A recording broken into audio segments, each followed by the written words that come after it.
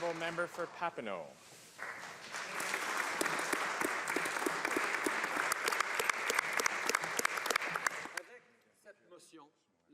With this motion, the Prime Minister has finally announced in Canada what he said in New York City more than a week ago. He is intent on taking Canada to war in Iraq. With this motion, the Prime Minister has finally said in Canada what he said in New York City more than a week ago. He is intent on taking Canada into war in Iraq. ISIL is a threat both to the region and to global security. ISIL murders ethnic and religious minorities across Iraq and Syria. They murder innocent civilians, humanitarian workers, and journalists.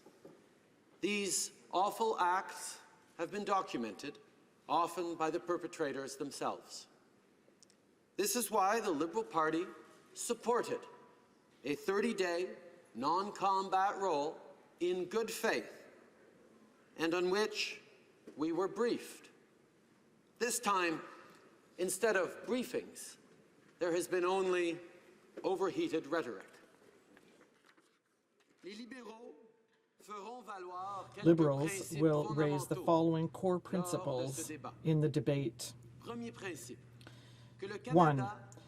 That Canada does have a role to play to confront humanitarian crises and security threats in the world.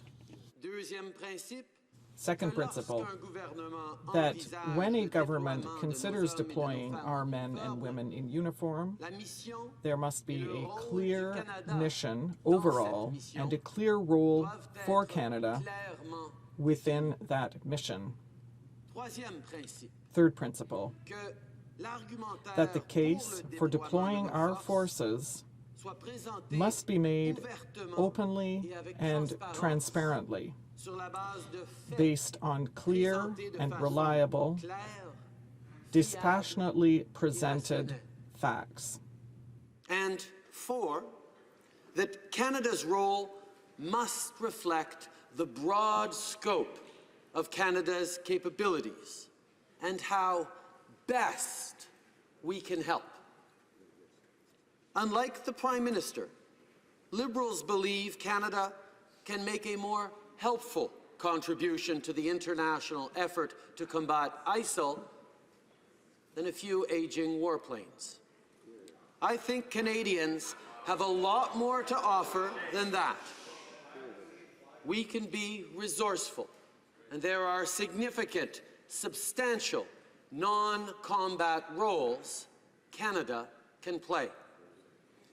And some we can play better than many or perhaps any of our allies, whether they are strategic airlift, training, or medical support. We have the capabilities to meaningfully assist in a non-combat role a well-defined international mission. The fact remains, this Prime Minister has not been upfront with Canadians about his plans. The Prime Minister and the government have given us little reason to believe that once in combat, they will be able to limit our role. The overheated and moralistic rhetoric is being used to justify more than just airstrikes. It is an attempt to justify a war. For Canadians, it's all too familiar, particularly from this Prime Minister. The 2003 Iraq War was waged on false pretenses and flawed intelligence. It was a mission that destabilized this region of the globe, sowed further conflict, cost our allies $3 trillion, and cost thousands of people their lives. The 2003 Iraq War was waged on false pretenses and flawed intelligence. The world is still dealing with the consequences of that mistake. Let us never forget how that mission was sold to the public.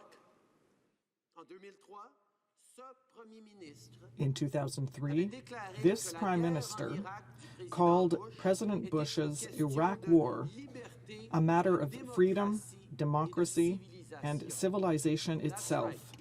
Our current Prime Minister, back in 2003, called President Bush's Iraq War a matter of freedom, democracy, and civilization itself. We know the Iraq fiasco haunts the choices we have to make today, but we cannot make the wrong decision now because the wrong decision was made then. Canada has asked a lot of our men and women in uniform over the past decade, and too often they have returned home only to be let down. If we are to ask more of them now, our deliberations in this House should be honest and forthright to show ourselves worthy of the valor and strength we know our Canadian forces will always show in the field. We owe them that. We know there is a role for Canada to be involved in the fight against ISIL. But there is a clear line between non-combat and combat roles. It is much easier to cross that line than to cross back.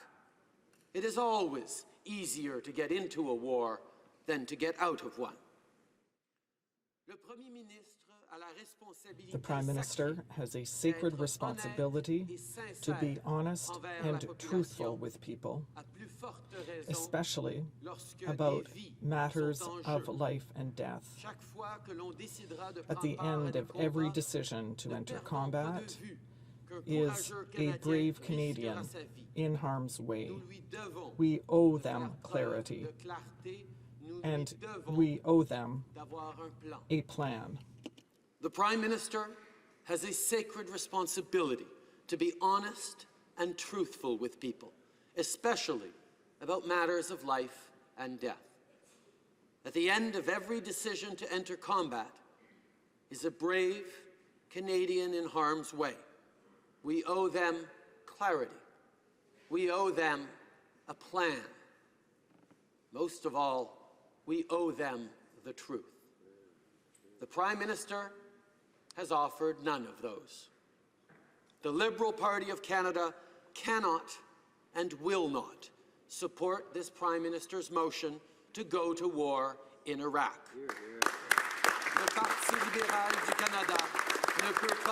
The Liberal Party of Canada cannot and will not support this Prime Minister's motion to go to war in Iraq.